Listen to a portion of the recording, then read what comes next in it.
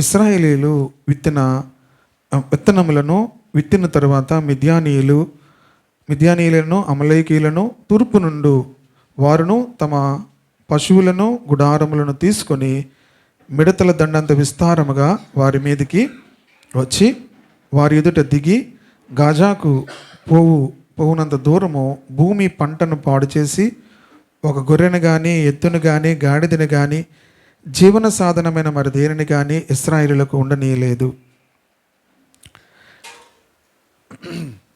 ఇక్కడ కూర్చోండి, ఇందులో కూర్చోండి. ప్రైజ్ ది లార్డ్, హల్లెలూయా. ఇవాళ మనకు కొంతమంది గెస్ట్లు వచ్చారు బాపట్ల నుంచి, అందుకని ఎక్కువ మంది చైర్స్ చాలలేదు. ప్రైజ్ ది లార్డ్, హల్లెలూయా. ఈ న్యాయాధిపతులు గ్రంథంలో ఇశ్రాయేలీయులు దేవుని దృష్టికి తరచూ వాళ్ళు దోషులైపోతున్నప్పుడు, దేవునికి ఇష్టముగా లేకుండా జీవిస్తున్నప్పుడు దేవుడు ఆయా సమయాల్లో వారిని శత్రు రాజ్యములకు వారిని అప్పగించాడు. కొన్నిసార్లు మనము దేవుణ్ణి ఎవరైనా చెడ్డగా అనుకుంటారేమో అని చెప్పి దేవుణ్ణి కవర్ చేయడానికి ప్రయత్నం చేయవలసిన అవసరం లేదు. దేవుడు వారు దోషులైనప్పుడు ఏం చేశారట? మిద్యానీయులకు అప్పగించాడు. ఇంకా కఠినమైన మాటలు కూడా బైబిల్లో ఉన్నాయి. ఆదికాండము 38వ అధ్యాయము 7వ వచనం. ఆదికాండం 38వ అధ్యాయము 7వ వచనం. యోదా జ్యేష్ఠ కుమారుడైన ఏరు యెహోవా దృష్టికి చెడ్డవాడు గనక యెహోవా అతన్ని, బైబిల్లో ఉన్నాయి అవన్నీ కూడా. యోదా జ్యేష్ఠ కుమారుడైన ఏరు యెహోవా దృష్టికి చెడ్డవాడు గనక యెహోవా అతన్ని చంపెను. అపోస్తలుల కార్యములు 3:22 చూడండి. మోషే ఇట్లనెను, ప్రభు అయిన దేవుడు నా వంటి ఒక ప్రవక్తను మీ సహోదరులో నుండి మీ కొరకు పుట్టించును. ఆయన మీతో ఏమి చెప్పినను అన్ని విషయములలో మీరు ఆయన మాట వినవలను. ఆ ప్రవక్త మాట విననివాడు. ఎవరి గురించి ఈ మాట చెప్పబడింది? పేతురు మొట్టమొదటిసారి ప్రసంగిస్తున్నాడు. పేతురు ఏం చేస్తున్నాడు? మొట్టమొదటిసారి ఏం చేస్తున్నాడు? ప్రసంగిస్తున్నాడు. ఆ ప్రసంగంలో విషయం, మోషే ఏం చెప్పాడంటే, నా వంటి ఒక ప్రవక్తను దేవుడు ఇశ్రాయేలీల్లో దేవుడు పుట్టిస్తాడు. ఆ ప్రవక్త మాటని విననివాడు ఏమవుతాడు? సో మనము దేవుని గురించి ఒక్క యాంగిల్లోనే చెప్తే మనుషులకి ఏముండదంటే, దేవుని యొక్క చూడండి, చాలాసార్లు ఇంట్లో ఎవరి భయం ఉంటుంది మనుషులకు? పిల్లలకు ఎవరి భయం ఉంటుంది? తండ్రి భయం ఉంటుంది. తల్లి అంటే భయం ఉండదు. ఎందుకు? తల్లి అంటే భయం ఉండదు. ఎందుకు అంటే కొన్ని స్పెసిఫిక్లు, కొంత కేసులు వేరేగా ఉంటాయి, అవి వేరు. కొంతమందికి ఎవరి భయం ఉండదు, తల్లి భయం ఉండదు, తండ్రి భయం ఉండదు. ఎందుకంటే ఎందుకు భయం ఎందుకు వస్తుంది చెప్పండి?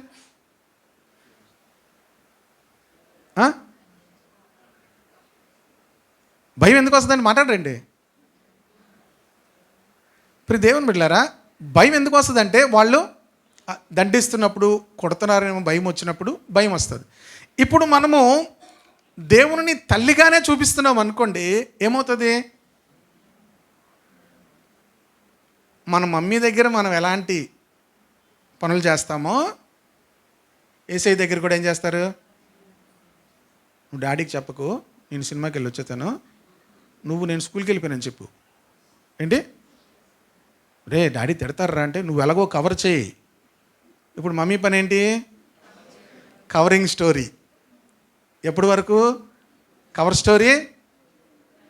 పెద్దయినా కూడా ఇంక కవర్ స్టోరీలోనే ఉంటారు చాలామంది తల్లులు. కవర్ స్టోరీ అని ఉంటుంది దానికి, అంటే ఫస్ట్ పేజీలో ఉన్నదన్నమాట స్టోరీ. యేసు ప్రభు గురించి పేతురు ఏం కవర్ చేయట్లేదు. ఆ ప్రవక్త మాట విననివాడు ఏమవుతాడు? సర్వనాశనం అవుతాడు. సో మనకిప్పుడు ఈ భయము అనేది కూడా చాలా అవసరం. అప్పుడు వాళ్ళందరూ ఏం చేశారు తెలుసా? మేము రక్షణ పొందాలంటే ఏం చేయాలి అని అడిగారు. ఏమడిగారు? రక్షణ అనేది పొందకపోతే ఎంత ప్రమాదమో అక్కడ పేతురు చెప్పాడు. సూర్యుడు కనిపించడు, చంద్రుడు చీకటైపోతాడు, ఎరుపు అయిపోతాడు, భూమి మీద నక్షత్రాలు రాలుతాయి. ఇవన్నీ కూడా చెప్పేసరికి వాళ్ళందరూ ఏమన్నారు? అయ్యలారా, ఇప్పుడు మేము ఏం చేయాలి అని అడిగారు. అప్పుడు చెప్పాడు ప్రభు, అప్పుడు పేతురు చెప్పాడు, ప్రతివాడు కూడా పాప క్షమాపణ నిమిత్తం మారు మనసు పొందండి, పాప క్షమాపణ నిమిత్తము బాప్తీసం పొందండి, పరిశుద్ధాత్మైన వరమును మీరు పొందుతారు. ఇంకా తర్వాత ఏం చెప్పాడు తెలుసా? మూర్ఖులైన ఈ తరము వారికి వేరే రక్షణ పొందండి. కనుక ప్రియ దేవుని బిడ్డలారా, జస్ట్ అలా ఇంట్రడక్షన్ చెప్పాను, వాక్యంలోనికి వెళ్తున్నాను. కనుక ఇశ్రాయేలీయులు యెహోవా దృష్టికి ఏమయ్యారు? ఇశ్రాయేలీయులు దేవుని యొక్క జనాంగము. దేవుడికి ఇశ్రాయేలు అంటే చాలా ఇష్టం. వారు దేవునికి చాలా ప్రియమైనటువంటి జనాంగం. దేవుడు తన యొక్క స్వహస్తములతో వారిని చాపినటువంటి బాహువుతో ఐగుప్తు దేశంలోంచి రప్పించాడు. కానీ వాళ్ళ జీవితంలో చాలాసార్లు దేవుని దృష్టికి ఏమయ్యారంటే దోషులైపోయారు. దేవుని దృష్టికి ఏమైపోయారు? దోషులైపోయారు. అప్పుడు దేవుడు ఏం చేసేవాడంటే వారిని 7 ఏండ్లు వారిని మిద్యానీయులకు అప్పగించాడు.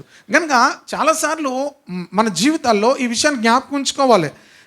There oppression is direct consequence of Israel's disobedience. వారు కలిగినటువంటి ఆ యొక్క స్థితి వారి యొక్క జీవితంలో ఒక కాన్సిక్వెన్స్ అని చెప్తారు. Direct consequence of Israels disobedience. వారు చూపించినటువంటి అవిధేయతను బట్టి దేవుడు వారి పట్ల చూపించినటువంటి ఆ యొక్క పరిమాణము ఏంటి? Illustrating the principle that sin leads to bondage. పాపం ఎప్పుడూ కూడా మనలను బంధకాల్లోనికి తీసుకొని వెళ్తుంది. This deliverance into enemy hands serves a divine discipline intended to bring Israel to repentance. అక్కడ నేను పెట్టాను, చూడొచ్చు మీరు. దేవుడు కొన్నిసార్లు మన జీవితాల్లో ఎందుకు వాటిని అలౌ చేస్తాడంటే మన జీవితాల్లో ఆ రిపెంటెన్స్ ఎక్స్పీరియన్స్లోనికి తీసుకువెళ్ళడానికి. ఇంటెన్షనల్గా దేవుడు మనల్ని నాశనం చేయాలని కాదు, మనలను ఆ యొక్క ఏమంటారు దీన్ని, ఆ మారు మనస్సు పొంది దేవుని వైపుకు మరలా మనం తిరగాలని చెప్పి దేవుడు మరలా అటువంటి ఆ పరిస్థితులు మన జీవితంలోనికి అలౌ చేస్తాడు. కనుక ప్రతిసారి మీరు గుర్తుంచుకోవాలి, సిన్ అనేది, డిజొబీడియన్స్ అనేది దాని కాన్సిక్వెన్సెస్ ఉంటాయి. దానిని మనం ఏం చేయాలంటే అనుభవించవలసి ఉంటుంది. దాని విషయంలో ప్రియ దేవుని బిడ్డలారా, మనం పూర్తిగా రిపెంట్ అవుతే తప్ప, దాని విషయంలో పూర్తిగా మనం మారు మనసు పొందితే తప్ప ప్రియ దేవుని బిడ్డలారా, మనము దాని విషయంలో ఖచ్చితంగా దాన్ని ఏం చేయాలి? అనుభవించవలసి ఉంటుంది. మీరు ఎప్పుడు ఒక విషయాన్ని ఎప్పుడు మర్చిపోకూడదు. ఇది బైబిల్ చదువుతున్నప్పుడు దేవుడిని తల్లిగా మనం చూస్తాము, అట్ ద సేమ్ టైం దేవుడిని తండ్రిగా కూడా చూడాలి. హల్లెలూయా. తల్లిగా ఆయన మనల్ని ప్రేమిస్తాడు, తల్లిగా ఆయన మనలను కవర్ చేస్తాడు, తన రక్తముతో మనల్ని కప్పుతాడు. అట్ ద సేమ్ టైం తండ్రి తనకిష్టమైన బిడ్డలను, కుమారులను శిక్షించినట్లుగా, గద్దించినట్లుగా ఆయన మనల్ని ఏం చేస్తాడు? గద్దిస్తాడు. కనుక ఈ విషయాన్ని ఎప్పుడు కూడా మర్చిపోకూడదు. కనుక ఇశ్రాయేలీయుల జీవితంలో ఎలాగైపోయిందంటే వారు విత్తనములు విత్తిన తరువాత వాళ్ళు వచ్చి ఏం చేసేవారట? మిద్యానీయులు వచ్చి పాడు చేసేవారు. మిద్యానీయులు వచ్చి ఆ విత్తనాలన్నింటినీ కూడా ఏం చేసేవారు? పాడు చేసేసేవారు. అంతేకాదు వారిలో ఒక గొర్రె కానీ భూమి పంటను పాడు చేశారు. గొర్రె కానీ, ఎద్దు కానీ, గాడిద కానీ జీవన సాధనమైనది ఏది కూడా ఇశ్రాయేలీయులకు ఉండనివ్వలేదు. ఇప్పుడు వీళ్ళు అల్టిమేట్గా ఏం చేయాలి? వీళ్ళు 6వ వచనం నుంచి మరలా చదువుతున్నాను, చూడండి. దేశమును పాడు చేయుటకు వారు దానిలోనికి వచ్చిరి. ఇశ్రాయేలీయులు మిద్యానీయుల వలన మిక్కిలి హీన దశకు వచ్చినప్పుడు వారు యెహోవాకు మొర్రపెట్టిరి. ఏం చేశారట? దేవునికి వాళ్ళు మొర్రపెట్టారు. ప్రియ దేవుని బిడ్డలారా, వాళ్ళు ఎప్పుడైతే హీన దశలోనికి వచ్చారో దేవునికి ఏం చేయడం ప్రారంభించారు?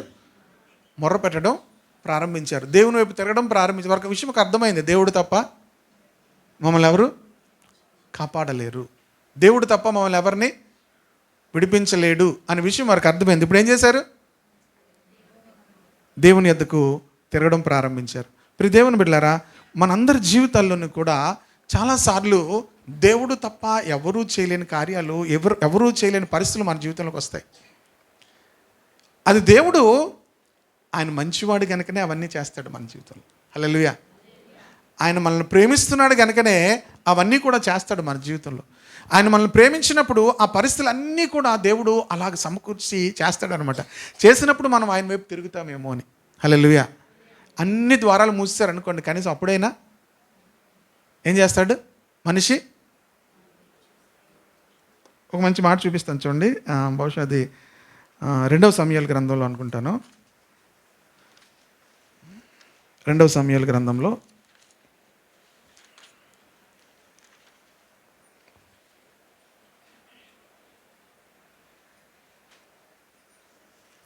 ఒక స్త్రీ వచ్చి దావీదుతో మాట్లాడుతుంటుంది. 14వ అధ్యాయము 14వ వచనం. మనమందరమును చనిపోదుము కదా, నేలను వలికిన మీదట మరలా ఎత్తలేని నీటి వలె ఉన్నాము. దేవుడు ప్రాణము తీయక తోలివేయబడిన వాడు దూరస్తుడు కాకుండాటకు.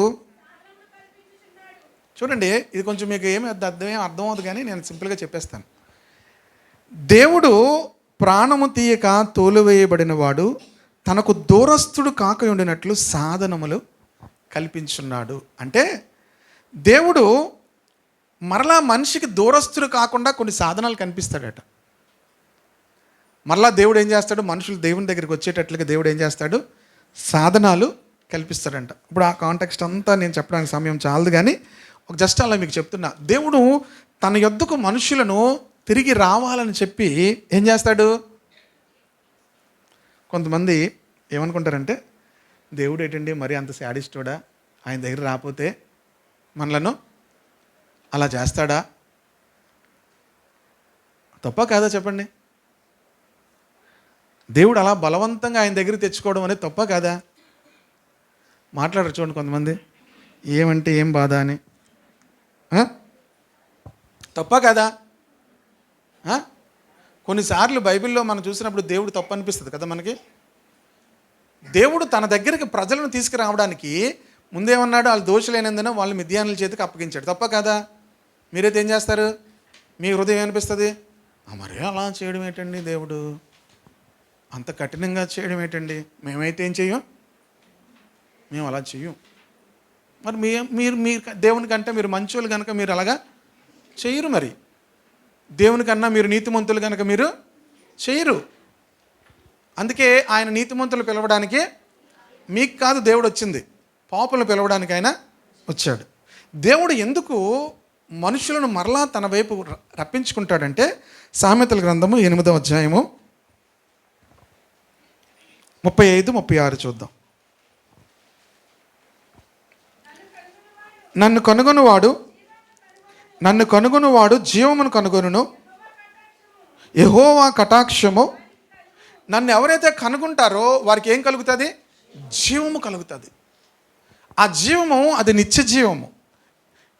నిన్నును నీవు పంపిన యేసుక్రీస్తును ఎరుగుటే నిత్య జీవము. తండ్రి, నిన్నును నీవు పంపిన యేసుక్రీస్తును ఎరుగుటయే నిత్య జీవం, నిన్ను తెలుసుకోవడమే నిత్య జీవం. అందుకే నన్ను కనుగొనువాడు జీవాన్ని కనుగొంటాడు, యెహోవా కటాక్షం వానికి కలుగును. ఇప్పుడు చూడండి 36వ వచనం. అమ్మా, కనుగొననివాడు, నన్ను కనుగొననివాడు. ఇప్పుడు చెప్పండి, అందరూ బైబిల్లో చూడండి, లేదా ఎక్కడైనా చూడండి. నన్ను కనుగొననివాడు అంటే నన్ను తెలుసుకొననివాడు, నా యొద్దకు రానివాడు ఏమవుతాడు? తనకే. ఇప్పుడు దేవుడు తన వైపు రావడానికి సాధనాలు కల్పిస్తూ దేవుడు చేస్తున్న పని మంచి పనా చెడ్డ పనా? నా యొద్దకు రాకపోతే, నా వైపు తిరగకపోతే మీకేం చేసుకుంటున్నారు? మీకు మీరే హాని చేసుకుంటున్నారు. నన్ను కనుగొనని వాడు తనకే హాని చేసుకును, నా యందు అసహ్యపడు వారందరూ. మీకు తెలుసా, దేవుణ్ణి ఎప్పుడైనా మనం అసహించుకున్నాం అనుకోండి, ఏంటి దేవుడు ఇలాంటి వాడు అంటే అక్కడ ఏం జరుగుతుందట? మరణమును స్నేహిస్తున్నారు. అంటే మరణానికి ఏమవుతున్నారు? స్నేహం అంటే ఏమవుతుంది? దగ్గర అవుతున్నారు. అందుకే దేవుడు ఏం చేస్తాడంటే మరలా తనకు దూరస్తుడైపోయిన వానికి దేవుడు మరలా సాధనాలు కల్పిస్తాడట తన దగ్గరికి రావడానికి. ఇశ్రాయేలు ఎన్నోసార్లు దోషము చేసి ఏమైపోయారు? దోషులైపోయినందువల్ల ఆయా శత్రువులకు దేవుడు పక్కన ఉన్నటువంటి రాజ్యాలకు వారిని అప్పగించేవాడు. అప్పగించినప్పుడు వారు వచ్చి వారిని ఇష్టానుసారంగా వారి పంటలను, వారి పొలములను, వారి పశువులను దోచుకొని వారికి ఏ విధమైనటువంటి నెమ్మది లేకుండా వారు దోచుకునేవారు. దోచుకున్నప్పుడు వాళ్ళు ఏం చేసేవారంటే చివరికి హీన దశలోనికి వచ్చేసరికి ఏం చేసేవారంటే దేవునికి మొరపెట్టేవారు. చూడండి దేవుడు ఎంత దయాళుడు అంటే మొరపెట్టగానే దేవుడు సహాయం చేసేవాడు. హల్లెలూయా, హల్లెలూయా. కనుక వారు దేవునికి మొరపెట్టారు.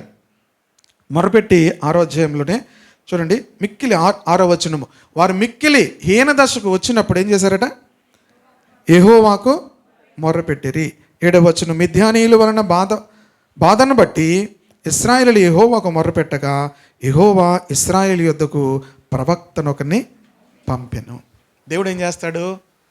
మనం మొరపెడితే దేవుడు తన యొక్క సేవకులను పంపిస్తాడు, రక్షకులను పంపిస్తాడు. మీ న్యాయాధిపతుల గ్రంథంలో మొదట్లో ఇంకా చూస్తే రక్షకులను వారికి పంపించాను ఉంటుంది. ఎవరిని పంపించాను? రక్షకుని వారి కొరకు పంపించాను. దేవుడు రక్షకులను ఏం చేశాడంటే వారి కొరకు పంపించాడు. కనుక వారిని రక్షించే వారిని దేవుడు ఏం చేశాడంటే పంపించాడు. కనుక ప్రియ దేవుని బిడ్డలారా, మీరు న్యాయాధిపతుల గ్రంథం అంతా చదివితే ఇవే కనిపిస్తాయి మీకు. రక్షకులను దేవుడు పంపించాను అనే మాటను చూస్తాం. కనుక మనం దేవునికి మొర్రపెడితే దేవుడు సహాయం చేస్తాడు. ఎందుకంటే ఆయన తల్లి, రెండోది ఏంటి? తండ్రి అటు టడావుడు అంటాడు, కానీ తర్వాత ఏం చేస్తారు? అడిగి పెట్టద్దు, అడిగి ఏమి చెయ్యొద్దు ఏమంటారు? తర్వాత పడుకునే ముందు ఏమంటారు? ఎవరు చెప్తారు?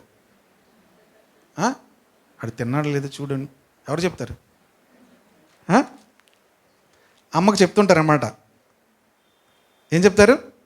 అడు తిన్నాడో లేదో చూడు, ఇప్పుడే కదా అని తిట్టారు అంటే వీళ్ళ అమ్మకు కూడా కోపం వచ్చింది అనుకోండి, తినకుండా ఉండండి అంటే నోర్మి ఇల్లు చెప్పు, లేవు తినమని చెప్పు. ఇప్పుడు దేవుని బిడ్డలారా, ఇప్పుడు దేవుడు ఎవరిని పంపిస్తాడంటే చూడండి, న్యాయాధిపతుల గ్రంథము 10వ వచనం చూద్దాం. 10వ అధ్యాయము 15వ వచనం చదువుదాం. అప్పుడు ఇశ్రాయేలీయులు, మేము పాపము చేసి ఉన్నాము, నీ దృష్టికి ఏది అనుకూలమో దయచేసి నేడు మమ్మను రక్షింపుమని చెప్పి యెహోవాను సేవింపవలెనని తమ మధ్య నుండి. వీళ్ళు ఏం చేశారంటే దేవుణ్ణి ఆరాధించకపోయారు, మధ్యలో ఇంకొకరిని ఆరాధించడం మొదలెట్టారు. ఎవరిని? అన్య దేవతలను ఏం చేశారట? ఆరాధించారు. కనుక ఇప్పుడు ఏం చేశారు? వాళ్ళు పశ్చాత్తాపడి ఇప్పుడు ఆయన ఆత్మ ఏం చేస్తుందట? ఇశ్రాయేలుకు కలిగిన దురవస్థను చూచి దేవుడు ఏం చేస్తాడంటే తండ్రి తన ఆత్మను పంపిస్తాడు అన్నమాట. పరిశుద్ధాత్మను పంపిస్తాడు. పరిశుద్ధాత్మ ఏం చేస్తాడు తెలుసా? మనకు కలిగిన దురవస్థను చూడలేక కనికరపడి ఆదరణకర్తను పంపిస్తాడు. హల్లెలూయా. ఆయన ఆత్మ వచ్చి వారు కలిగిన దురవస్థను ఏం చేయిందంట? చూడలేకపోయిందంట. అసలు తట్టుకోలేకపోతున్నాడు అనమాట పరిశుద్ధాత్ముడు. హల్లెలూయా. కనుక ఎప్పుడైతే మనం మొరపెడతామో దేవుడు తన ఆత్మను పంపిస్తాడు. ఆత్మను పంపించి మనము కలిగి ఉన్నటువంటి ఆ దురవస్థను చూచి ఆ దురవస్థ నుంచి విడిపించుతాడు. హల్లెలూయా. కనుక ఆయన తల్లిగా పనిచేస్తాడు, తండ్రిగా కూడా పనిచేస్తాడు. ఆమేన్. కనుక ఇప్పుడు దేవుడు ఏం చేశాడంటే ప్రవక్తను పంపించాడు. ప్రవక్తను పంపించి గిద్యోను అనేటువంటి ఒక వ్యక్తిని, అక్కడ వీళ్ళందరూ కూడా దాక్కొని ఉన్నారు, ఇంట్లో లేరు ఎవరు కూడా. అందరూ కూడా ఏమైపోయారట? వాళ్ళు ఇంట్లో లేకుండా ఆ ముందు వచనంలో చూసాం కదా, వాళ్ళందరూ కూడా వాగులను, గుహలను, దుర్గములను తమ కొరకు సిద్ధపరచుకున్నారు. 6వ అధ్యాయం 2వ వచనంలో మిద్యానీయులకు భయపడి కొండల్లోకి వెళ్ళిపోయారట. ఇశ్రాయేలీయులు అందరూ కూడా కొండల్లోకి వెళ్ళి వాగుల దగ్గర గుహల్లోనూ దుర్గాల్లోనూ దాక్కొని ఉన్నారంట. ఈ గిద్యోను కూడా అలాగే దాక్కొని ఉన్నాడు. దేవుడు వెళ్ళి గిద్యోనుతో మాట్లాడుతున్నాడు, నువ్వు రా, నీ ద్వారా నేనేం చేస్తాను, ఇశ్రాయేలుని విడిపిస్తానంటాడు. గిద్యోను చాలా సమయము దేవునితో మాట్లాడతాడు.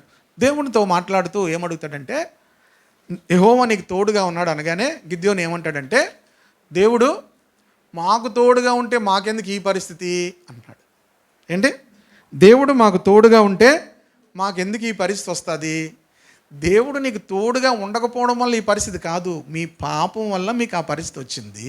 ఇప్పుడు నేను నీకు తోడుగా ఉంటాను రా అంటున్నాడు. గిద్యోను ఏమంటున్నాడు, దేవుడు మాకు తోడుగా ఉంటే మాకెందుకు ఇలా సంభవిస్తుంది అంటున్నాడు. ఇప్పుడు దేవుని బిడ్డలారా, చాలాసార్లు మనం కూడా ఇలాగే ప్రార్థన చేసేస్తాం దేవునితో. దేవుడు మాట్లాడుతున్నప్పుడు కూడా దేవునితో ఏం చేస్తారు, పెద్ద లాయర్లాగా ఏం చేస్తారు, దేవునితో వాదిస్తూ ఉంటారు. ఇప్పుడు దేవుని బిడ్డలారా, దేవునితో మనం వాదించకూడదు, మనం ఆలోచించాలి. ఆలోచిస్తే అర్థమవుద్ది, మా తప్పుల వల్ల మేము ఇలాగ అయ్యామో, దేవుడు మరలా వచ్చి మమ్మల్ని ఏం చేస్తున్నాడు, విడిపించడానికి వచ్చాడని చెప్పి విధేయుడు అవ్వాలి. కానీ గిద్యోను చాలాసేపు దేవునితో ఏం చేశాడంటే మాట్లాడాడు, సూచనలు అడిగాడు. అన్నీ అడిగిన తరువాత మొత్తం మీద దేవుడు నా ద్వారా విడిపిస్తాడనేటువంటి చేతిలోకి వచ్చాడు. 7వ అధ్యాయంలోకి వచ్చేద్దాం. 7వ అధ్యాయంలోకి వచ్చేద్దాం. అప్పుడు యెరుబ్బయలు అంటే గిద్యోను అనగా గిద్యోనును అతనున్న జనులందరూ అతనితోనున్న జనులందరూ వేకువన లేచి హారోదు బావి యొద్ద దిగగా లోయలోని మోరే కొండకు ఉత్తరముగా మిద్యానీయుల దండపాలెము వారికి కనబడెను. యెహోవా నీతోనున్న జనులు ఎక్కువ మంది, నేను వారి చేతికి మిద్యానీయులను అప్పగింప తగదు. ఇశ్రాయేలీలు నా బాహుబలము నాకు రక్షణ కలుగు చేసిన అనుకొని నా మీద అతిశయించుదరేమో. ఇప్పుడు గిద్యోను దగ్గరికి కొంత సైన్యం వచ్చింది. తన గోత్రంలో వారు, మనిషి గోత్రంలో వాళ్ళు, తర్వాత నఫ్తలి గోత్రంలో వాళ్ళు, వీళ్ళందరూ కూడా కొంతమంది వచ్చారు. వాళ్ళు ఎంతమంది అంటే 32,000 మంది వచ్చారు. ఎంతమంది వచ్చారు? 32,000 మంది వచ్చారు ఆ మిద్యానీయులతో యుద్ధం చేయడానికి. మిద్యానీయులు ఎంతమంది ఉన్నారంటే వాళ్ళు 7:13 చూడండి, 12 కూడా చదువు. మిద్యానీయులు అమలేకీలను తూర్పు వారును లెక్కకు మిడతల వలెను ఆ మైదానములో పరుండిరి. వారి ఒంటెలు సముద్ర తీరమందున్న ఇసుక రేణువుల వలె లెక్కలేనివై ఉండును. అంటే ఆ మిడతల వలె గుంపులు గుంపులుగా వచ్చారట. వారి ఒంటెలు కూడా అంత అధికముగా వాళ్ళు ఒంటెలను పట్టుకొని, గుర్రాలు పట్టుకొని, రథములు పట్టుకొని వచ్చేసారు యుద్ధమునకు వీళ్ళు నాశనం చేయడానికి. వాళ్ళు చుట్టూ కూడా వేస్తారు. ఇప్పుడు ఇశ్రాయేలీలు ఎంతమంది ఉన్నారు? 32,000 మంది ఉన్నారు. ప్రభు ఏమంటున్నాడు? ఈ 32,000 మంది ఎక్కువ అంటున్నాడు.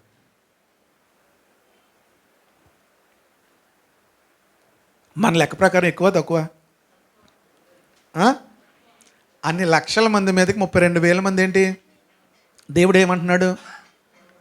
ఎక్కువ అంటున్నాడు. ఎందుకు ఎక్కువ అంటున్నాడంటే, ఒకవేళ ఇశ్రాయేలీయులు నా బాహుబలము నాకు రక్షణ కలుగు చేసుకున్నాడని నా మీద దేవుడు మనతో పని చేయాలంటే, ఇప్పుడు దేవుని బిడ్డలారా, మనం ఎప్పుడు కూడా దేవుని మీద అతిశయపడకూడదు. నా శక్తి, నా సామర్థ్యము నాకు ఈ యొక్క విజయము కలుగు చేస్తుంది అని అనుకున్నప్పుడు దేవుడు పనిచేయడు. హలో, అర్థమవుతుందా? నా శక్తి, నా బలము, నా జ్ఞానము నాకు విజయం ఇస్తుంది అనుకున్నప్పుడు దేవుడు ఏం చేయడు? పని చేయడు. ఇప్పుడు ఏమన్నాడు? నేను ఇంతమంది ద్వారా నేను నీకు వారిని అప్పగించలేను. కాబట్టి 3వ వచనం, కాబట్టి నీవు ఎవడు భయపడి వణుకుచున్నాడో వాడు త్వరపడి గిలాదు కొండ విడిచి తిరిగి వెళ్ళవలనని జనులు వినున్నట్లుగా ప్రకటించుమని గిద్యోనుతో సెలవిచ్చెను. అప్పుడు జనులలో నుండి 22,000 మంది తిరిగి భయపడుతున్న వాళ్ళందరూ వెళ్ళిపోమని చెప్పమన్నాడు. ఎంతమంది భయపడుతున్నారు?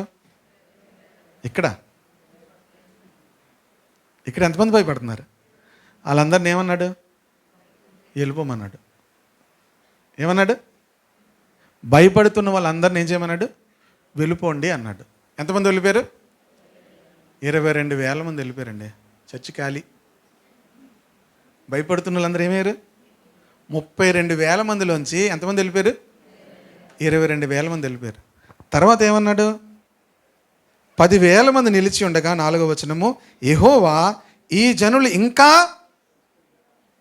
ఇంకా ఎక్కువ మంది కనుక నీళ్ల యొద్దకు వారిని దిగజేయము, అక్కడ నీ కొరకు వారిని పరిశోధించెదను. ఆ పరిశోధిస్తే 300 మంది మిగిలారు. దేవుడు ఒక పరీక్ష పెట్టాడు. ఇప్పుడు ఆ పరీక్ష గురించి చెప్పను, అది కామెంటరీస్లో యాక్చువల్గా ఒక్కొక్క కామెంటరీ ఒకలా చెప్పారు, కనుక జస్ట్ మీకు అలా బయటకు చెప్తానంతే. దేవుడు ఎప్పుడూ కూడా తన సైన్యములోకి, అంటే యుద్ధము చేయడానికి, దేవుని యొక్క కార్యములు చేయడానికి, ఇక్కడ మనం ఉన్న వాళ్ళందరూ విశ్వాసులు. అందరూ ఎవరం కావు? సైనికులము కాము. ఒకవేళ ఇప్పుడు సైనికులుగా టెస్ట్ చేసి సెలెక్ట్ చేశారు అనుకోండి, ఎవరుంటారు ఇక్కడ? దేవుని నిలిచేవారు కాదు. సైనికులుగా మేము ఎవరూ సెట్టము. హానోక్ కానీ, నేను కానీ, నాతనీల్ గారు కానీ, సురేష్ గారు కానీ, ఆయన ఇందాక వాక్యం చదివిన ఆయన ఆర్మీ. ఇప్పుడు మరలా తీసుకుంటారండి మిమ్మల్ని ఆర్మీలోకి? ఎంతకాలం చేశారండి?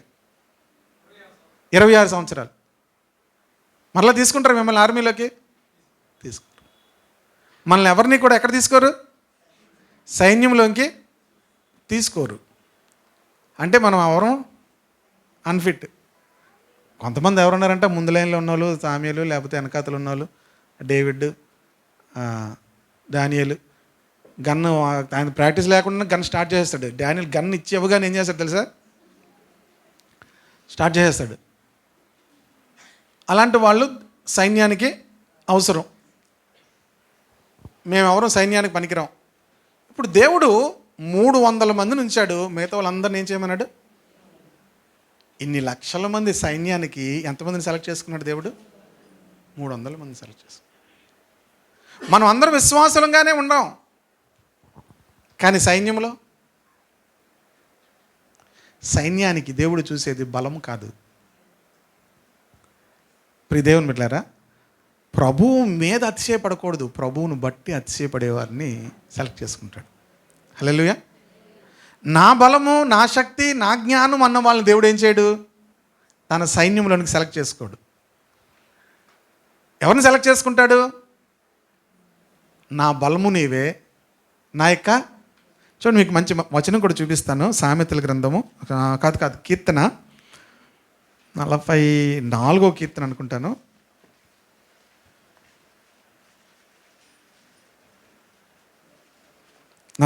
కీర్తన 5వ వచనం చూడండి.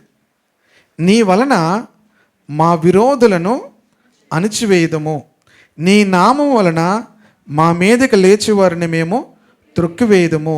నేను నా వింటిని నమ్ముకొనను, నా కత్తియు నన్ను రక్షింపజాలదు, మా శత్రువుల చేతిలో నుండి మమ్మల్ని రక్షించువాడువు నీవే.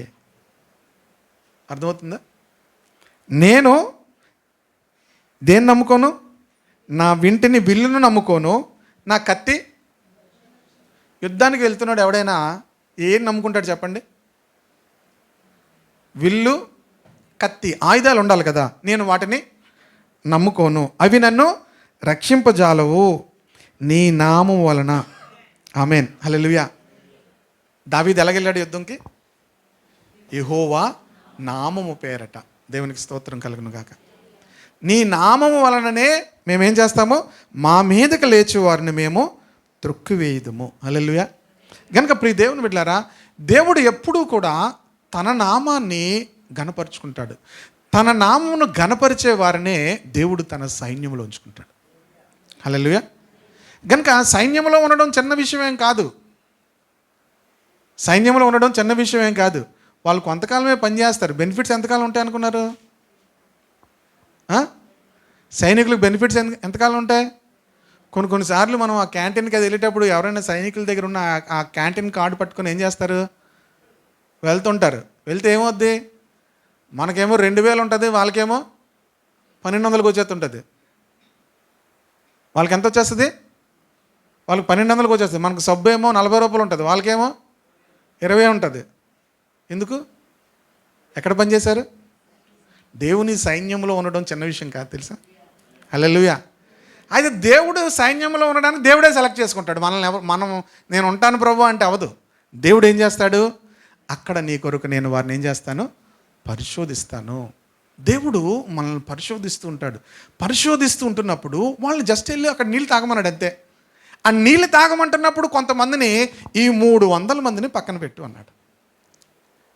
అక్కడ జరిగిన సందర్భం గురించి నేను ఎందుకు చెప్పట్లేదంటే, అది ఒకరు ఒకలాగా చెప్తూ ఉంటారు కనుక నేను దాన్ని అంతా చెప్పట్లేదు. దేవుడు మన అనుదిన జీవితంలో మనము చేస్తున్నటువంటి ప్రతి పనిలో కూడా దేవుడు ఏం చేస్తాడంటే మనల్ని సెలెక్ట్ చేసుకుంటున్నాడు. దేనికి?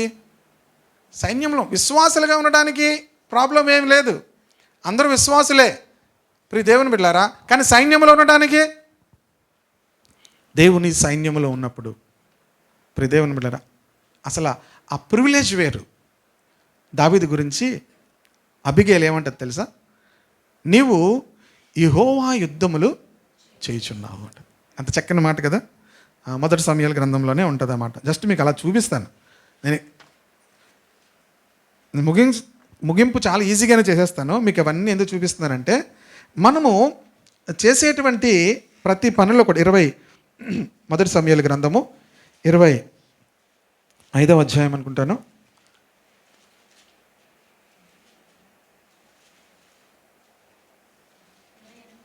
28వ వచనం చూడండి. నీ దాసురాలనైన నా తప్పు క్షమింపుము. దావీదు గురించి చెప్తుంది. నా ఏలిన వాడవగు నీవు ఏ యుద్ధములు చేస్తున్నావు? ఎవరు యుద్ధములు చేస్తున్నాడు దావీదు?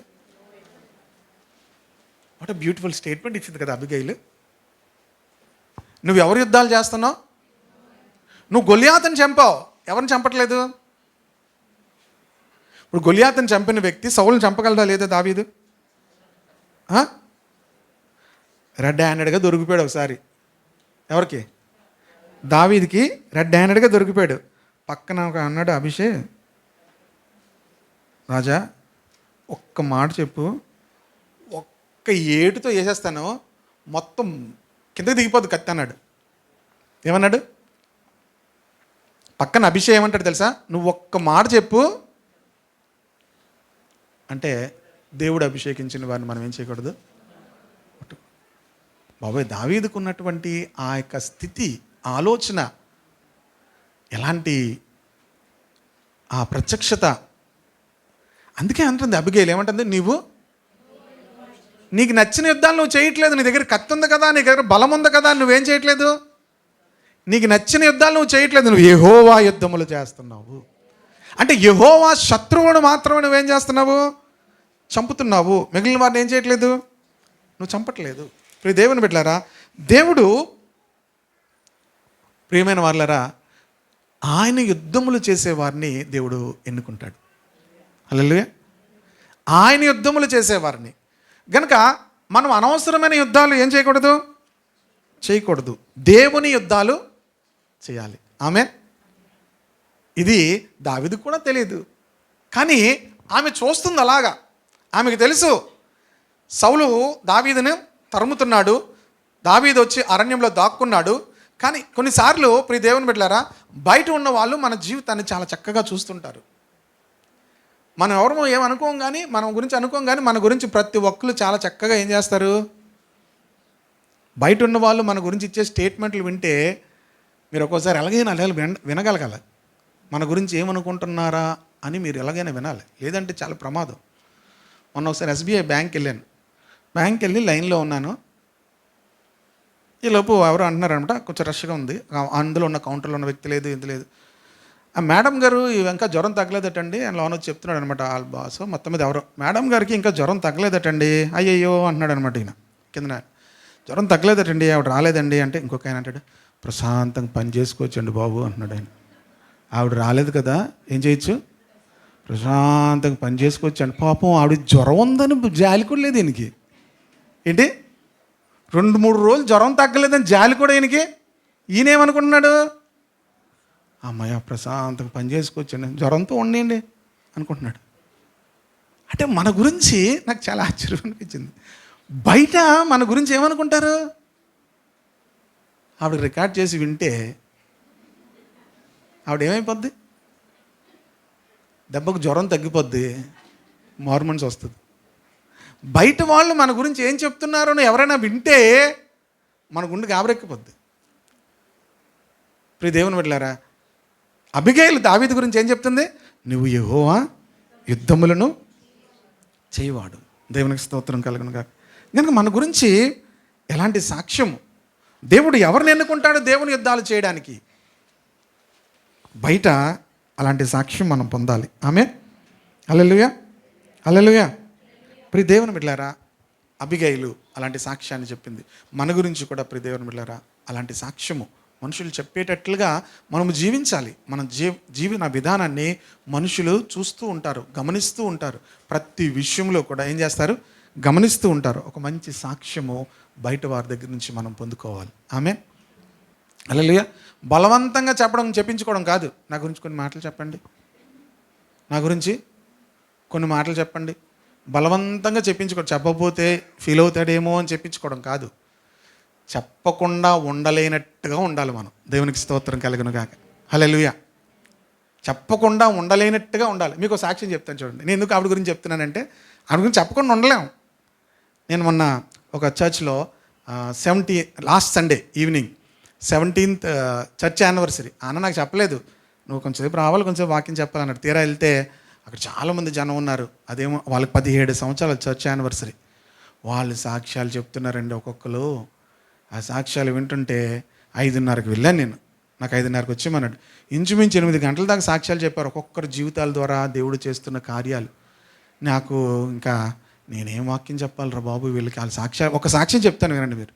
ఒక ఆవిడ వచ్చి వాళ్ళ భర్త చాలా కాలం క్రితం సిక్ అయ్యి హాస్పిటల్లో ఆయన చనిపోయాడంట. ఏమయ్యారు? చనిపోయాడు. చనిపోయిన తర్వాత డాక్టర్ వచ్చి ఏం చేశాడంటే, అమ్మ మీ ఆయన గారు ఏమయ్యారు? చనిపోయారు అని చెప్పారు. ఆవిడ అంటుందంట, నా దేవుడు సజీవుడు అని అంటుందట. మీకేం అర్థమవుతుందా?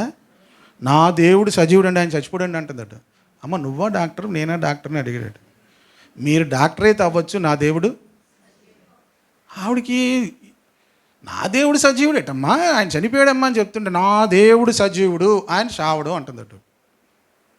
చిత్రం ఏంటంటే ఆయన బతికాడేట. ఇప్పుడు నేను వాళ్ళకి ఏంటి వాక్యం చెప్పాలి? ఆవిడేమంటుంది? చచ్చిపోయాడని డాక్టర్లు డిక్లేర్ చేస్తే ఆవిడేమంటుంది? నా దేవుడు సజీవుడు ఏమంటుంది? ఆయన చావడం అంటుంది. ఇది జరిగి చాలా కాలమైంది. ఆయన బతికే ఉన్నాడు. ఆయన మరి ఎలా బతికాడు ఏంటో చెప్పలేదు. మరలా ఆయన తిరిగి మళ్ళీ బయటకు తీసుకొచ్చిన మనిషిని ఐసీయూలోకి తీసుకెళ్ళారట.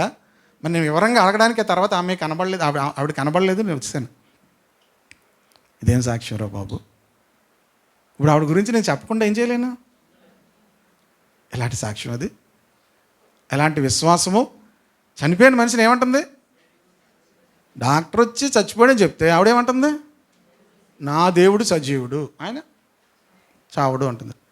చాలాసేపు డాక్టర్తో వాగ్వివాదం అని చెప్పి డాక్టర్ మళ్ళా ఐసీయూలోకి తీసుకెళ్ళాడట. మరి ఏమయ్యాడో, కదిలాడేమో తెలియదు. మొత్తం మీద బతికాడట. దేవునికి స్తోత్రం కలిగిన కాక. ప్రియ దేవుని బిడ్డలారా, దేవుని బిడ్డలముగా బయట వాళ్ళు మన గురించి ఎలాంటి సాక్ష్యం చెప్తారు. ఆ సాక్ష్యాలు వినేసరికి నాకు 8 గంటలకు అంతకు ఇచ్చారు నాకు వాక్యం చెప్పడానికి. పరిశుద్ధాత్ముడు సడన్గా ఒక వాక్యం ఇచ్చారు, కానీ లేకపోతే నాకు ఏం చెప్పాలి ఎలా వెతుకుతున్నాను అనమాట. ప్రియ దేవుని బిడ్డలారా, కొన్నిసార్లు విశ్వాసుల జీవితాలు చాలా ఇన్స్పిరేషన్గా ఉంటాయి. హల్లెలూయా. మన జీవితాలు ఇతరులకు చాలా ఇన్స్పిరేషన్గా ఉండాలి, ఇతరులను చాలా ప్రేరేపించేవిగా ఉండాలి. దేవుడు అప్పుడు వాళ్ళని ఏం చేస్తాడు? ప్రత్యేకించుకుంటాడు తన యొక్క పని కొరకు. దేవుడు అక్కడ 300 మందిని ప్రత్యేకించుకున్నాడు. ఎంతమందిని? 300 మంది నుంచి మిగతా వాళ్ళందరినీ ఇంటికి వెళ్ళిపోమని చెప్పాడు. మిగతా వాళ్ళందరినీ ఈ గిద్యోను ఏం చేశాడు తెలుసా? 7వ అధ్యాయంలోకి వద్దాం. 8వ వచనం. ప్రజలు ఆహారమును బోరలు పట్టుకొనగా అతడు ప్రజలందరినీ తమ గుడారములకు వెళ్ళ పంపెను కానీ ఆ 300 మందిని నిలుపుకొనెను. మిద్యానీయులు దండ లోయలో అతనికి దిగువగా ఉండెను. ఇప్పుడు గిద్యోను దగ్గర ఎంతమంది ఉన్నారు? 300 మంది ఉన్నారు. శత్రువులు ఎంతమంది ఉన్నారు? కొన్ని లక్షల మంది ఉన్నారు. సముద్రపు ఇసుక రేణువులుగా వాళ్ళు వచ్చేసి చుట్టేసి ఉన్నారు. వాళ్ళు 16వ వచనం చూడండి. ఆ 300 మందిని 3 గుంపులుగా చేశాడు. ఉన్నదే 300. ఆ 300లో ఏం చేశాడు?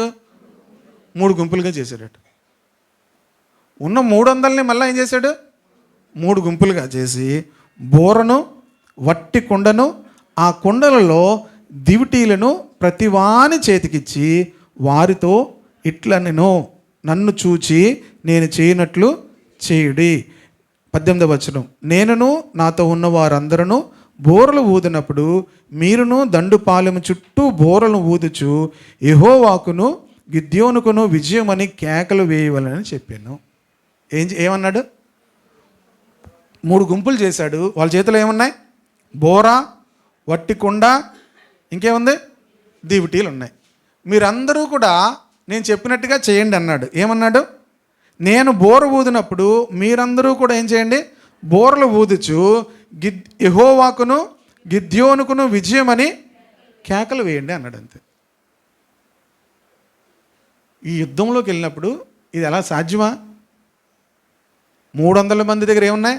ఒక కత్తి లేదు. ఏముంది? కుండ ఉంది. ఇంకేమున్నాయి? బోర ఉంది, దివిటీలు ఉన్నాయి. మీరందరూ కేకలు వేయండి అన్నాడు. ఏమని? యెహోవాకు విజయము. హల్లెలూయా. ప్రియ దేవుని బిడ్డలారా, మనము కూడా దేవుని ఆరాధిస్తుంటున్నప్పుడు, దేవుని స్తుతిస్తుంటున్నప్పుడు ఎందుకు చేస్తున్నామో తెలుసా? దేవుడు ఎప్పుడూ కూడా ఆయనకు మహిమ ఇచ్చే వారి ద్వారానే దేవుడు యుద్ధాలు చేస్తాడు. ఆమె యెహోవాకు విజయము, గిద్యోనుకు విజయము అని వారు ఏం చేశారట? కేకలు వేయమని చెప్పాడు. 20వ వచనం చూడండి. అట్లు ఆ 3 గుంపులు వారు బోరలను ఊదుచు ఆ కొండలను పగలగొట్టి ఎడమ చేతుల్లో దివిటీలను కుడి చేతుల్లో ఊదుటకును బోరలు పట్టుకొని యెహోవా ఖడ్గము గిద్యోను ఖడ్గమని. ఎక్కడుంది వీళ్ళ దగ్గర ఖడ్గం? ఖడ్గం ఉందా వాళ్ళ దగ్గర? లేదా? లేదు. ఏమంటున్నారు వాళ్ళు? యెహోవా ఖడ్గము గిద్యోను ఖడ్గము. ఖడ్గం ఉందా లేదా వాళ్ళ దగ్గర? లేదు. మీకు మరలా చెప్తాను. 22వ వచనం చూడండి. ఆ 300 మంది బోరలు ఊదినప్పుడు యెహోవా దండంతటిలోనూ ప్రతి వాని ఖడ్గమును వాని యెహోవా దండంతట్లో కాదు, యెహోవా దండంతటిలోనూ ప్రతి వాని ఖడ్గము వాని పొరుగు వాని మీదకి త్రిప్పెను. ఏం చేశాడు దేవుడు? ఏ శత్రువులైతే యుద్ధంకి వచ్చారో వాళ్ళ కత్తిని ఒకళ్ళ వైపు ఒకళ్ళు ఏం చేశారట?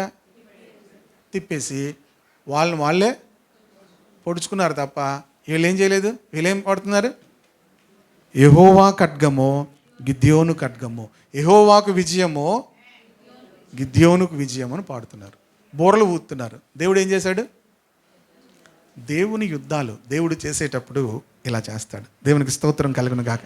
హల్లెలూయా. ఇప్పుడు మిమ్మల్ని అందరినీ ఒక ప్రశ్న అడుగుతాను. అయిపోయింది, ముగించేస్తాను. ఈ 300 మంది వచ్చారు, గెలిచేశారు. వీళ్ళని ఇప్పుడు అడిగారు, మీరు ఎలా గెలిచారు అని అడిగారు. ఏం చెప్తారు చెప్పండి? యుద్ధం ఎలా గెలిచారు, ఎంతమందిని చంపారు, మీరు ఎలా యుద్ధం చేశారు అడిగితే ఏం చెప్తారు?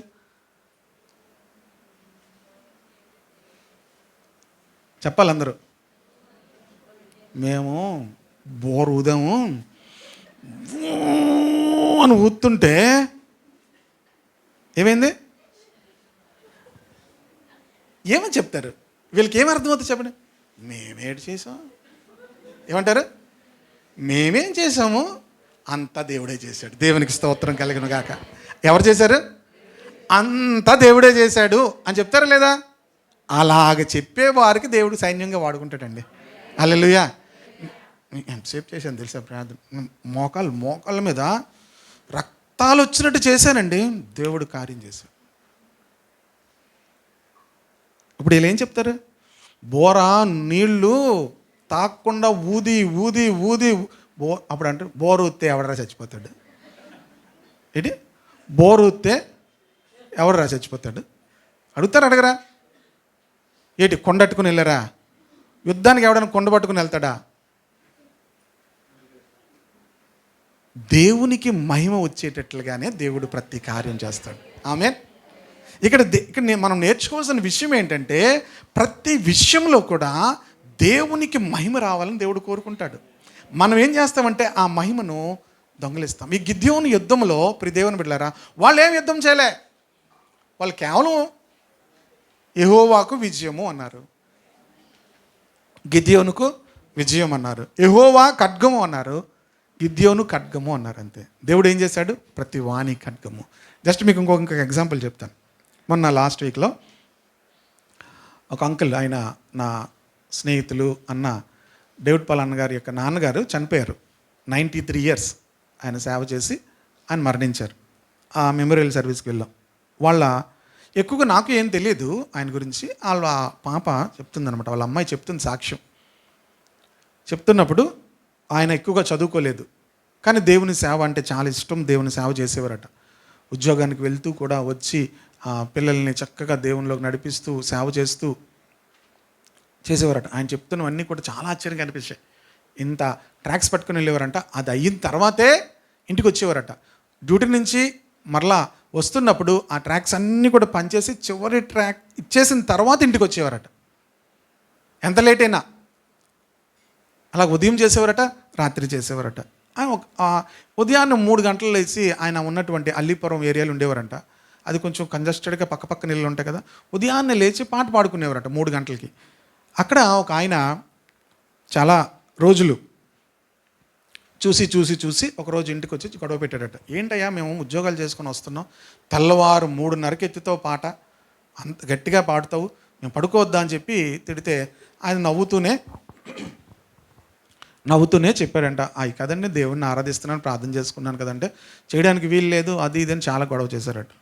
చాలా గొడవ చేసి మరి వీళ్ళకి ఇన్సల్ట్ చేసినట్టుగా చేశారట. 1 రోజులు అయిపోయింది. ఈయన మరి ఆయన సాత్వికుడు ఏమీ ఏమనలేదు, మామూలుగా కోరుకున్నారు. 1 రోజులకి ఎవరైతే గొడవ పెట్టాడో ఆయన జాండీస్ వచ్చి చనిపోయాడు. నాకు ఎందుకు నేను ఈ విషయం మీకు చెప్తున్నానంటే, దేవుని బిడ్డలు దేని విషయంలో కూడా యుద్ధం చేయవలసినంత పని ఉండదు అసలు. యాక్చువల్గా ఏమీ అనలేదంట, ఎవరిని ఏమీ అనలేదు.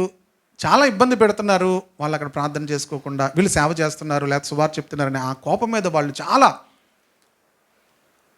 కఠినంగా వారి పట్ల వ్యవహరించారట. కరెక్ట్గా 1 రోజులకి ఏమయ్యారు?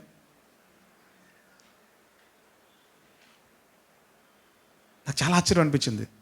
యాక్చువల్గా నేను ఒక కాన్సిక్వెన్సెస్ గురించి ఆలోచిస్తూ ప్రార్థన చేస్తున్నాను. ఇది నన్ను చాలా ఎంకరేజ్ చేసింది. అరే, దేవుడు మన పక్షంగా ఉన్నప్పుడు దేవుడు మన యుద్ధాలు చేస్తాడని మనకు తెలుసు. చాలాసార్లు మనం చాలా విషయాల గురించి ఏమవుతాం, భయపడుతుంటాం. దేవునికి ఎంత వ్యక్తి అయినా ఎంత సమయం పడుతుంది. కాకపోతే దేవుడు చేయడానికి మనం ఏం చేయాలి? నేను 32,000 మంది నువ్వు పెట్టుకుంటే నేను రానని చెప్పాడు ఆయన. 32,000 నీతో ఉంటే ఏం చేయను? నీతో వచ్చి నేను జయం ఇవ్వలేను. 10,000 మంది ఉన్నా కూడా నేనేం చేయను? నేను నీ కొరకు శోధిస్తాను ఒక 300 మందిని. 300 మంది కూడా అవసరం లేదు. దేవుడు 300 మందిని ఏం చేశాడు? సెలెక్ట్ చేసుకున్నాడు. కొండలు బోర్లు పట్టుకుని వెళ్ళమన్నాడు. దేవుడు ఏం చేశాడు? మిద్యానీయుల చేతిలో నుండి దేవుడు విడిపించాడు. గిద్యోనికి ముందుగానే ఇది చెప్పాడు. ఈ మాట చూపించి నేను ముగిస్తాను. చూడండి, 6వ అధ్యాయం 16వ వచనం. 6వ అధ్యాయము, నేను నీకు తోడయ్యుందును గనక ఒకే మనుషుని హతము చేసినట్లు దేవుడు ముందుగానే గిద్యోనికి చెప్పాడు. నేను నీకు తోడై ఉంటాను, ఒకే మనుషుని హతము చేసినట్లు మిద్యానీయులను నీవేం చేస్తావు? హతము చేస్తావు. If God be for us, who can be against us? దేవుడు మనతో ఉండగా మనకు విరోధి ఎవడు? ఇక్కడ దేవుడు నేను నీకు తోడై ఉంటాను, నువ్వు ఒకే మనుష్యుని హతము చేసినట్లు మిద్యానీయులందరినీ ఏం చేస్తావు? కనుక మనము ఎంతగా దేవునికి మహిమ ఇవ్వగలుగుతామో, మనం చేసే ప్రతి పనిలో కూడా ప్రియ దేవుని బిడ్డలారా, మనం ఎంతగా దేవునిని ఘనపరుస్తూ దేవుని హెచ్చిస్తుంటామో దేవుడు మన ద్వారా పనిచేయడం ప్రారంభిస్తాడు. ఆయన మహిమను మనం ఏ విషయంలో కూడా ఏం చేయకూడదు, దొంగలించకూడదు. ఈ గిద్యోను జీవితం ద్వారా, లేకపోతే ఈ న్యాయాధిపతుల గ్రంథం 6-7 అధ్యాయాల ద్వారా దేవుడు మనకు నేర్పిస్తుంది ఏంటంటే, మనము మన జీవితాల ద్వారా మనము ఏదైనా సాధించామని చెప్పుకోవడం కంటే, దేవుడు చేశాడు, నా ద్వారా దేవుడు చేశాడు అనేటువంటి ఆ యొక్క అనుభవంలోనికి మనం వచ్చినప్పుడు ఆయన సైన్యములో మనల్ని కూడా దేవుడు నిలవబెడతాడు. దేవునికి స్తోత్రం కలుగును గాక. ఒక్క మనిషిని హతము చేసినట్లుగా సైన్యం అంతటిని నువ్వేం చేస్తావు, హతము చేస్తావు అన్నాడు. ఆమేన్. ఈరోజు మనకు శత్రువులు దేవుని యొక్క, మనకు శత్రువులు అంటే మీరు వెంటనే అవునండి మా అత్త ఉంది, మా కోళ్ళు ఉంది కాదు. మన అత్త కోళ్ళు మనకు శత్రువులు కాదు. దేవునికి శత్రువులైన వారు మనకు శత్రువులు. హల్లెలూయా. ఎవరికి శత్రువులైన వారు? దేవునికి విరోధమైన వారు, యెహోవా శత్రువులు. ప్రియ దేవుని బిడ్డలారా, దేవునికి వ్యతిరేకంగా లేచిన వారు. అంతే తప్ప అత్తా కోడలు మనకేం కాదు, శత్రువులు కాదు. వాళ్ళు మనం ఏం చేయాలి? ప్రేమించాలి. ఇంకేం చేయాలి? ప్రార్థించాలి. వాళ్ళకి ఆహారం పెట్టాలి. బోల్డ్ రూల్స్ ఉన్నాయి. వాళ్ళకి ఆహారం పెట్టాలి, ఇవన్నీ చేయాలి. వాళ్ళకి మీ ఫస్ట్ ప్రార్థన కూడా వాళ్ళ కోసమే చేయాలి. మీకు విరోధంగా ఎవరు ఉన్నారో ఫస్ట్ ప్రార్థన వాళ్ళకి చేస్తేనే మీకు ప్రార్థన అంతా యాక్సెప్టబుల్. తెలుసా మీకు? ఈ రూల్స్ అన్నీ తెలియవు మనకి. తెలియకుండా రూల్స్ లేకుండా మనం కొట్టుకెళ్ళిపోతాం. రూల్స్ లేకుండా వెళ్ళిపోతే ఒకసారి మీ పేరు మీద చూస్తే, మీ కారు నెంబర్ కొడితే మొత్తం అన్నీ ఏంటి? కేసులే. మన రూల్స్ ఎగెనిస్ట్గా వెళ్ళిపోతాం మన ప్రార్థనలు అన్నీని. కానీ మనం ఏం చేస్తాం? చాలా జాగ్రత్తగా ఉండాలి. కనుక మనకు శత్రువులు ఎవరంటే దేవునికి శత్రువులైన వారు. కనుక ప్రియ దేవుని బిడ్డలారా, దేవునికి శత్రువులైన వారిని మన శత్రువులుగా ఎంచుకోవాలి తప్ప మనకు ఎవరిని కూడా శత్రువులుగా చూడకూడదు. కనుక ప్రియ దేవుని బిడ్డలారా, వారందరి మధ్యలో దేవుడు కార్యము చేయాలి, వారిని సిగ్గుపరచాలంటే దేవునిని మహిమపరిచే వ్యక్తుల కోసం దేవుడు వెతుకుతూ ఉంటాడు. దేవుడు ఎప్పుడూ కూడా ఒక వ్యక్తి కోసం అలా వెతుకుతూ ఉంటాడు. అలాగ దేవునికి ఒక్కొక్క వ్యక్తులు ఆయా సమయంలో దొరికారు. వారి ద్వారా దేవుడు గొప్ప కార్యములను దేవుడు చేశాడు. ఆమేన్. హల్లెలూయా. నేనేమై ఉన్నానో అది దేవుని కృప అన్నాడు పౌలు అంత అద్భుతంగా వాడబడిన తర్వాత ఏమన్నాడు తెలుసా? నేనేమై ఉన్నానో అది దేవుని యొక్క కృప. మళ్ళీ ఏమన్నాడు తెలుసా? నేను చాలా ప్రయాసపడ్డాను అన్నాడు. అనగానే ఏంటి? ప్రయాసపడింది నేను కాదు, దేవుని కృప అన్నాడు. హల్లెలూయా. ప్రయాసపడింది నేను కాదు, ఎవరి కృప? దేవుని. నేను ప్రయాసపడుతున్నాను కానీ నా వెనకాతలు ఎవరున్నారు? దేవుని యొక్క కృప ఉంది. కనుక ప్రియ దేవుని బిడ్డలారా, మనము దేవుని ఘనపరుద్దాము. మీ అనుదిన జీవితాల్లో మీరు దేవుని ప్రతి విషయంలో కూడా మీరు హెచ్చించడం ప్రారంభిస్తే, కొత్త నిబంధనలు ఉన్నటువంటి మనకు ప్రియ దేవుని బిడ్డలారా, మనకి ఏం ఆయుధాలు ఏమీ లేవు. బోరా ఏంటి? బోరా ఇప్పుడు అందరూ ఏం చేస్తున్నారంటే కొత్త స్టైల్ నేర్చుకున్నారు. బోరలతోనే విజయం వచ్చింది కదా అని చెప్పి ఒక్కొక్క పాస్ట్ గారులు కూడా బోరలు కొనిసుకుంటున్నారు. ఫోటో పెట్టుకుంటున్నారు, బోర ఊదుతున్నట్టు. ఏమవుదు? బోర ఊదిన ఏమవుదు? ఫోటో తీసుకోవడం తప్ప ఆ బోరల వల్ల ఏమవుదు? దేవుడు అప్పుడు బోరలు ఊదారు కనుక, బోరల ద్వారా విజయం వచ్చింది కనుక మీరు కూడా వచ్చేవారు ఒక బోర కొండట్టుకుని వచ్చారనుకోండి, వీధులందరూ ఏం చేస్తారు? కొండట్టుకొని తిరుగుతారని మీ తాలూకాలు ఎవరు చచ్చిపోరు కావాలనుకుంటారు. కనుక బోరా కొండ వాళ్ళు ఏడ్ చేశారు, అది కాదు. ఇప్పుడు కొత్త నిబంధనలో మారే ఏం చేయాలి? ప్రియ దేవుని బిడ్డలారా, ఆయనకు మహిమనిస్తూ ప్రభువుని హెచ్చిస్తూ ఉంటే ఏమవుతుంది? దేవుడు అద్భుతమైన కార్యాలు చేయడం ప్రారంభిస్తాడు. ఆమె ఆయనకు చూడటం వాళ్ళు, మనము ఆయనకు ఛాన్స్ ఇవ్వాలి. ప్రియ దేవుని బిడ్డలారా, నిన్న శనివారం కూడా కొద్దిమంది వచ్చాం, అందరూ కూడా ఉపవాసం ఉండి ప్రార్థన చేసాం. ప్రియ దేవుని బిడ్డలారా, ప్రార్థిస్తూ ఉంటుండగా అన్నీ కూడా దేవునికి మహిమ చెల్లిస్తూ దేవుని మధ్యలోనికి తీసుకొస్తూ, ప్రభా నువ్వు కలుగు చేసుకో, నువ్వు కార్యం చేయి అని చేస్తున్నప్పుడు దేవుడు తన కార్యాలు చేయడం ప్రారంభిస్తాడు. ఆమెన్. ప్రతి కుటుంబంలో చేస్తాడు, ప్రతి వ్యక్తి జీవితంలో చేస్తాడు, మన ప్రాంతాల్లో చేస్తాడు, మన పట్టణాల్లో చేస్తాడు. వాళ్ళ స్టేట్మెంట్లు చూసి మనం కంగారు పడవలసిన అవసరం లేదు. ఎవరు స్టేట్మెంట్లు చూసి మనం ఏం అవసరం లేదు, కంగారు. మనము కానీ దేవుని సన్నిధిలో మోకరించి, ఏ బోరా మనం మోకరించి మన 2 చేతులు పైకెత్తామనుకోండి. ఆమేన్. హల్లెలూయా. మోషే ఏం చేశాడు? 2 చేతులు పైకెత్తాడు. ఏమైంది కింద? యెహోషువ ఇలా వెళ్ళి కత్తి పడిపోతున్నాడు. యెహోషువ అనుకుంటున్నాడు, ఇదేంటి కత్తి తగలకుండా పడిపోవడం ఇక్కడే చూశాను అనుకుంటున్నాడు. కత్తి తగలకుండా సడన్గా వాళ్ళు మీదకి వచ్చేస్తున్నారు. విషయం అర్థం అవ్వలేదు.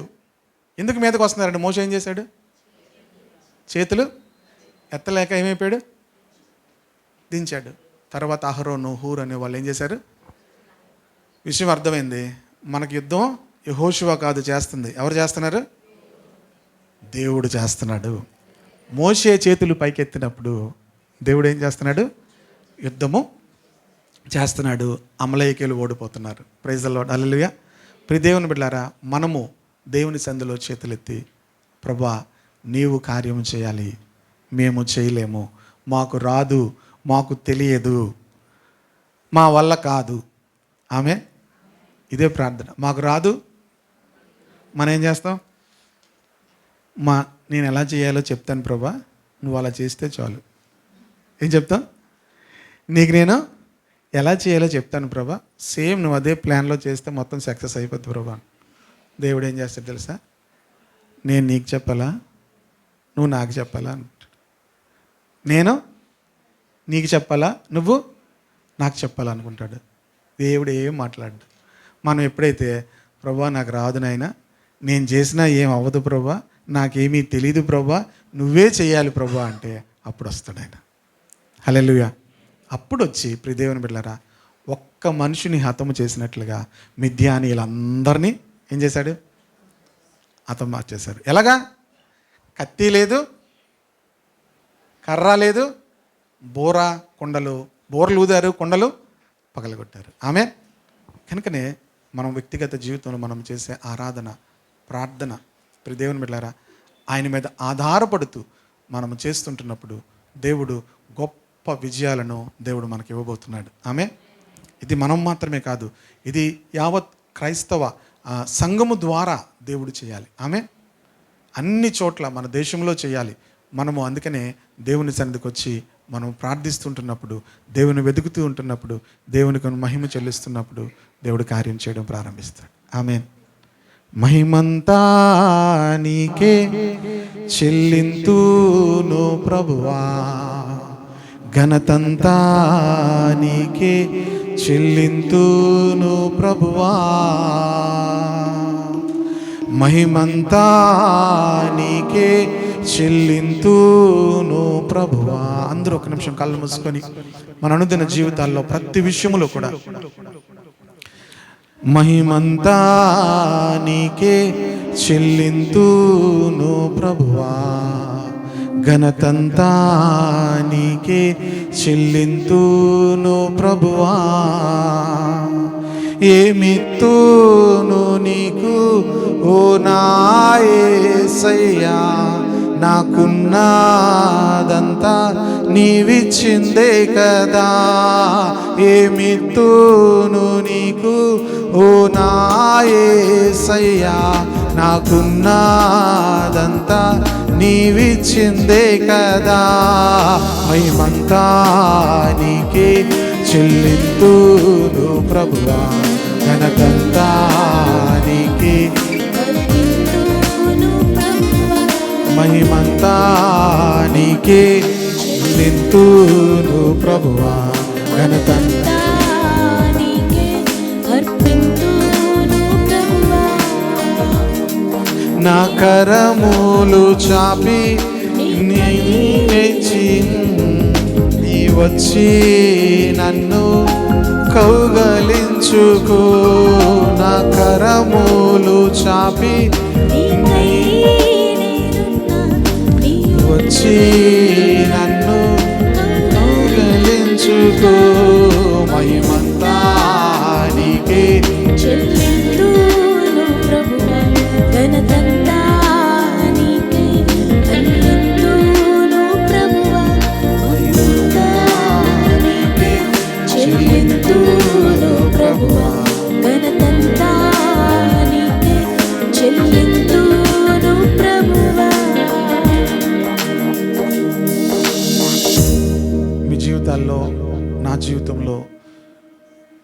దేవుడు విజయము ఇవ్వాలంటే ఆయనకు మహిమనివ్వడం, ఆయనకు ఘనతనివ్వడం, ఆయనను హెచ్చించడం, ఆయనను మాత్రమే హెచ్చించడం మీరు ప్రారంభించి చూడండి.